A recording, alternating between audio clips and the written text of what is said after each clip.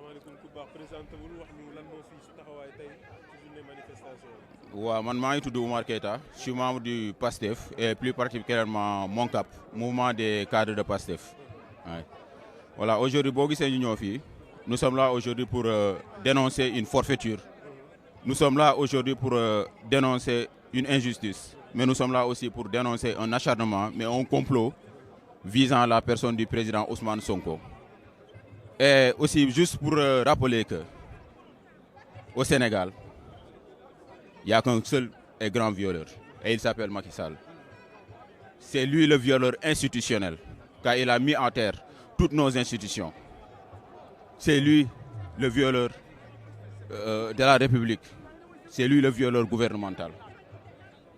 C'est lui le violeur de la justice. Car au Sénégal aujourd'hui, il y a plus de justice, il y a plus d'équité, il y a plus d'égalité.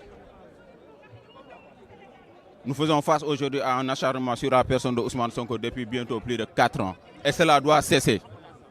Cela doit cesser. Nous sommes aujourd'hui là pour le dénoncer et pour dire non. Vu que lui, il n'a pas cette élégance républicaine-là, nous on dit garce garce, œil pour œil, dent pour dent. 2024, c'est bientôt, Inch'Allah.